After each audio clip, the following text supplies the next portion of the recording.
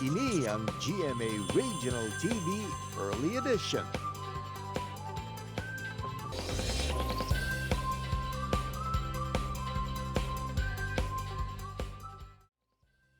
Malipayon, madinalag-on, kag hiluway nga pangabuhi. Amo ini ang estado karon sang Bacoleña OFW nga si Grace Monteros sa Nashville, Tennessee, USA.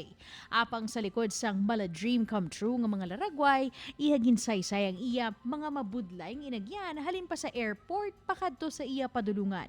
Sa iya mga inagyan kag mga nalabot, isa lang ang sigurado nga natun-an ni Grace nga ang pag-obra sa abroad kaangay sa isa ka giyera nga dapat man preparahan sang madamo nga armas.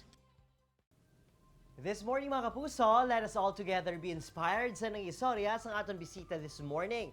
Ano ay hanang iya series of unfortunate events bago ini nakalabot siya padulungan sa Nashville, Tennessee. Let's all welcome Grace Monteros. Hi Grace, good morning and welcome to GMA Regional TV Early Edition. May aga.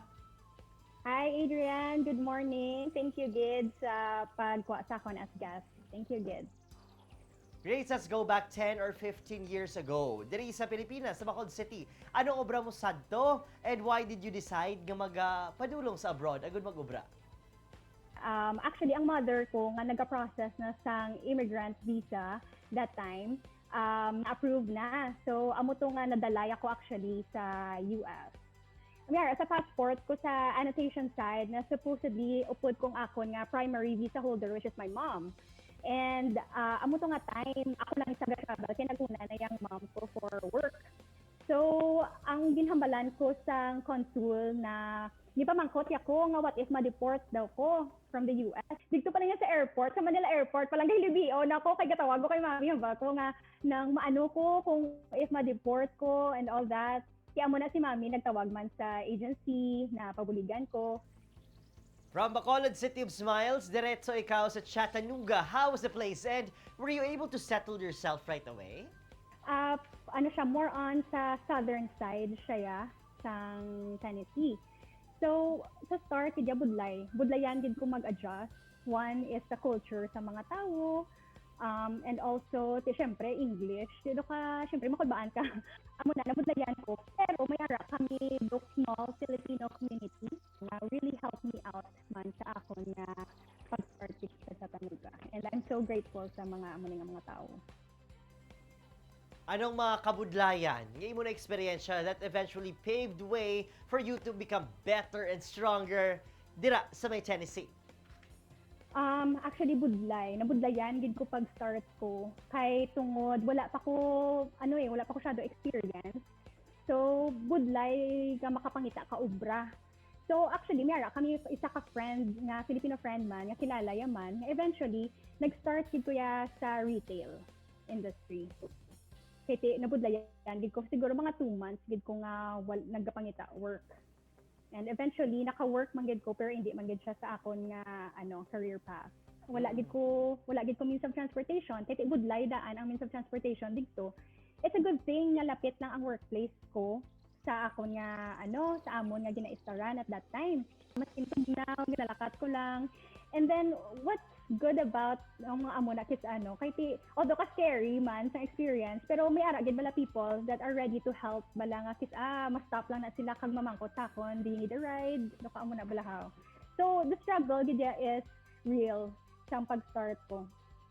So right now I work for the hotel industry. So nag-start ko actually sa guest service and then eventually nag-move ko sa sales and events department and got recently promoted as sales and catering manager. May makuha ka gid sa amo na nga job. So, hindi mo siya pag-i-belittle kay may ara ka gid nga makuha, like nakuha ko ang pagiging customer service. So, na-learn ko na siya. Eventually, na-apply ko na siya sa hotel. And eventually, amo na naka-apply ko man siya sa akon nga job. Amo na. Luwag ito sa ibahan magpadulong sa abroad, bangod! Damo kwarta, naming opportunities, kag dako ang maganar nila sa ilang mga obra. Pero, anong mensahe mo? Gusto ipanugyan sa ila? Ilabi na gina mga wala bala nakahangop kung ano kabuhi sa abroad. Siguro, there's salig lang gid kay Lord. Yes. Kay, ang faith na kay Lord, sometimes hindi tabala maintindihan.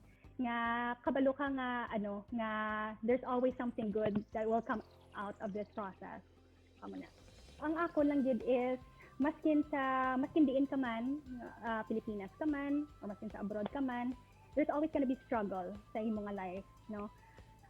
It's gonna be a different kind of struggle, pero ang lang gid is you have to embrace ang struggles mo.